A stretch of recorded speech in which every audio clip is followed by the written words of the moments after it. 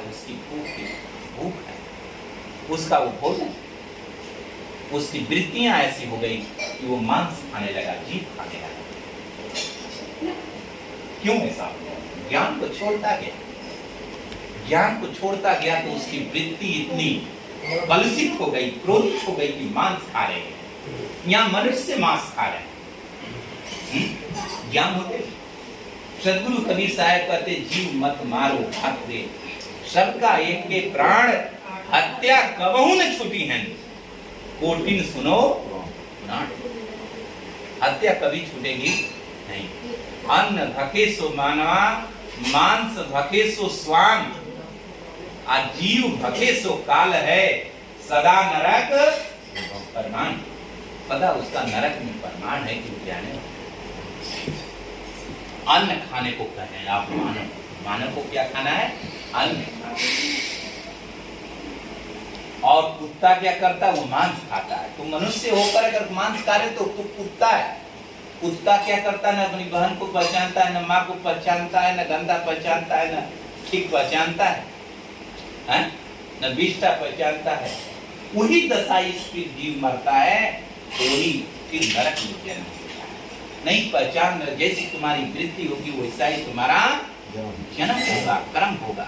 जैसा कर्म होगा वही संस्कार बनेगा और वही प्रारब्ध बनेगा। उसी प्रारब्ध के अनुसार ये शरीर मिलती है और अलग से कोई देता लेता। ये विवेक कराना है। ये विवेक ज्ञान कैसे कैसे होगा? अपने घर में जब सत्संग आप कराएंगे, अपने बच्चों को, अपने परिवार को आपको ज्ञान देने की जरूरत है, क्योंकि उसे ज्ञान नहीं देंगे तो आपको भी दुख होगा और उस बच्चे को भी दुख होगा और उस पे आने वाले पीढ़ियों को दुख होगा और दुख के सागर में पड़े रहेंगे। ये संसार तो दुख का सागर है ही है, लेकिन ज्ञान अगर जो पा जाए तो ये दुख से बचा जा सकता है, इस संसार से भी, और इस संसार से भी दुख से निकला जा सकता है। ऐसा ज्ञान सतगुरु का है। अगर उसे आप धारण करें तो ये संसार के भवसागर के जन्म मरणों से 84 लाख योनियां से हमेशा के लिए मुक्त हो सकते हैं। अगर ज्ञान नहीं करेंगे तो हमेशा के लिए इसी 84 लाख में पड़े रहेंगे। कबो शेर, कबो बाघ, कबो चीता, कभी पशु, कबो कौवा, कबो कुत्ता बनते हैं। एक जीव ठौर न लागा, भया सो हाथी हो। एक जीव का ठौर नहीं है। कभी हाथी, कभी घोड़ा, कभी बैल, कभी कुत्ता, कभी कुत्ती, ये मिलते हैं। कभी स्त्री, कभी पुरुष बनता है। ये बात का ज्ञान नहीं। वो सोचता है मैं पुरुष हूं तो पुरुष ही रहूंगा, मैं स्त्री हूं तो स्त्री रहूंगा। नहीं, ये चेंज हो जाता है बंधु। सदगुरु कबीर साहब कहते हैं कि नारी रचनते पुरुष है, पुरुष रचनते नारी। आप पुरुषा पुरुषा जो रचे तेरे संसार। नारी रचनते पुरुष है, पुरुष रचनते नारी। आप पुरखा पुरखा, पुरुषा पुरुषा ने पुरुष पुरुष, पुरुष माने पुरुष, पुरुष की रचना से। पुरुष जब पुरुष की रचना करता है ते बिरले संसार। वो संसार में कोई बिरला होता है। वो बिरला होगा तो कैसा होगा? वो सतगुरु का प्यारा होगा। वो कहाँ रहेगा? परमात्मा के लोक, अमर लोक में रहेगा। पुरखा पुरखा कौन रहता है? ये पुरुष। स्त्री भी पुरुष है। ये आत्मा कोई स्त्री और पुरुष नहीं है।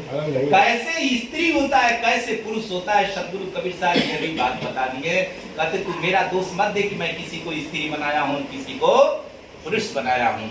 तू अपने कर्मों के कारण बन रहा है और मेरा दोष दे रहा है। तू अपने कर्मों को सुधार लो। लेकिन काहे को सुधार? नारी रचनते पुरुष। रचनते माने रचना।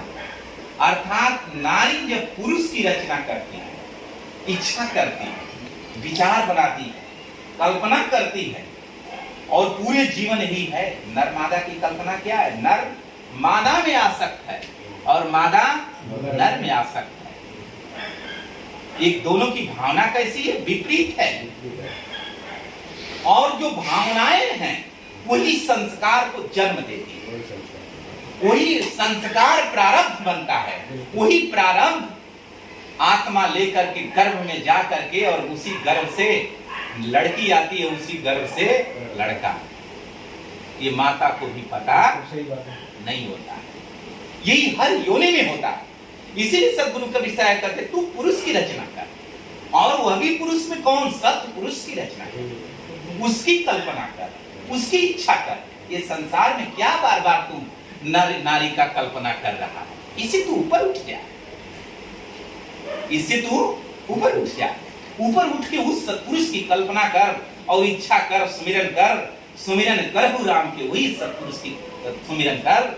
सुमिरन कर राम के काल गहे हैं केस, ना जाने की तुम्हारी है क्या घर क्या देश। न जाने कहां काल मार डालेगा रे। तू उस राम का सुमिरन क्यों नहीं करता है? तू उस राम का सुमिरन कर ले, तो काल से तू क्या नारी नारी करता है, क्या पुरुष पुरुष करता है? ये पुरुष तेरे को बचाने वाला नहीं। जिंदा जीते पुरुष मर जा रहा है, क्या कर रहे हैं? छाती पीट पीट करके रोते रहिए, फिर और लोग मिल करके ले जाकर घिसका कर फेंक देते हैं। जानते हैं सड़ेगा तो मांगने लगेगा, भैया इससे कोई काम नहीं है। स्त्री कितना भी सुंदर हो, जब मर जाती है तो उसको भी फेंक देते हैं। बस यही गुमान है तेरा, क्या गुमान? ये सुंदर काया काम आने वाली नहीं है। तो सुमिरन का जो नाम जप लेगा, सुमिर लेगा उस राम का नाम, वही तेरे काम आने वाला है। क्योंकि भक्ति बीज बिन से नहीं, जो जुग जाई अनंत, ऊंच नीच घर जन्मिया होए संत का संत।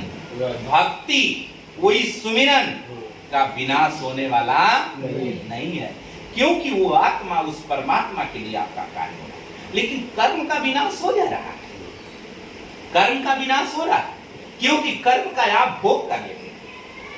दिन भर कमाते हैं, शाम को खा जाते हैं, जवानी आई भोग विलास कर लेते हैं। इसका भोग कर लिया, इसका उपयोग कर लिया, नष्ट हो गया। लेकिन भक्ति का उपयोग क्या है? सुमिरन का उपयोग क्या है? परमानंद सत्य की प्राप्ति। वो नष्ट होने वाला सत्य कभी नष्ट होगा? भक्ति कभी नष्ट होगी नहीं। वो निष्कर्म है, जो काया से किया गया कार्य नष्ट हो रहा है, काया भी नष्ट हो जा रहे हैं, लेकिन जो सूरत से किया गया जो साधना है, जो भक्ति है, वो नष्ट नहीं हो। क्योंकि सूरत उस आत्मा की चेतना है, उस आत्मा की आंख, उससे का। और कर्म सब कर्म है, भक्ति है निष्कर्म। भक्ति निष्कर्म है, वो कर्म से ऊपर है, आपको निष्कर्म बना देती। ये रहा सत्य की प्राप्ति। दूसरा जो पॉइंट है वो है सृष्टि की उत्पत्ति। सृष्टि की उत्पत्ति क्या, कैसे हुई, और कौन इस धरा पर ये संसार में उसे सत्य बता सकता है? सतगुरु कबीर साहब के अलावा कोई सत्य उसे बता नहीं सकता है, क्योंकि जो भी जीव हुआ होगा ये सृष्टि के बाद। ये परमात्मा ही ऐसे हैं जो सृष्टि के पहले रहे हैं, और एक परमात्मा ही ऐसे हैं जो भूत भविष्य वर्तमान सब कुछ जानते हैं। वो एक रस में रहते, वो अनादि है और सब आदि। अनादि जिसका आदि और अंत न हुई, वो सब कुछ जानते हैं। आज वो काम सतगुरु कबीर साहब बताए तो उनको कैसे आप परमात्मा नहीं माने? क्योंकि परमात्मा के अतिरिक्त कोई बता नहीं सकता, कोई भूत भविष्य वर्तमान जानता नहीं है। इसलिए सतगुरु कबीर साहब ही पूर्ण परमात्मा है, लेकिन हम जान नहीं पाते। क्योंकि और भी इस धरा पर जो अपने को भगवान कहलाए, परमात्मा कहलाए, वो आपको माया में फंसाए, ये जीव को माया में फंसा दिया, कर्म के जाल में फंसा रखी। और भी ग्रंथ करता है, कर्म प्रधान विश्व कर राखा, जस करनी तस फल जागा। कर्म को प्रधानता दिया। कृष्ण भगवान ने गीता में धर्म को उपदेश दिया कि तू धर्म के लिए युद्ध कर, तू कर्म कर, फल की इच्छा मत करे। कर्म को दिड़ाया, धर्म की इच्छा। लेकिन सतगुरु कबीर साहब कहते हैं कि उस गीता में जो कृष्ण भगवान है उनके लिए साकी करे, कर्म कृष्ण समीप पांडवा, गले हिमालय जाए, अजब लोहा को पारस मिले तो काई काहे को। जब लोहा को पारस अगर मिल जाता है तो वो सोना हो जाता है, उसे काई और मिट्टी नहीं गला सकता। तो जब कृष्ण भगवान उस पांडव को मिल गए तो जाके हिमालय में क्यों गल गए? यहाँ तक कि कृष्ण भगवान को भी बाण लगा तो उलट गए और सारी द्वारिका समुद्र में फंस गई। 56 करोड़ जदवंशियों का नाश हो गया। क्यों नाश हुआ? कृष्ण भगवान को सभी तो पकड़े थे, सभी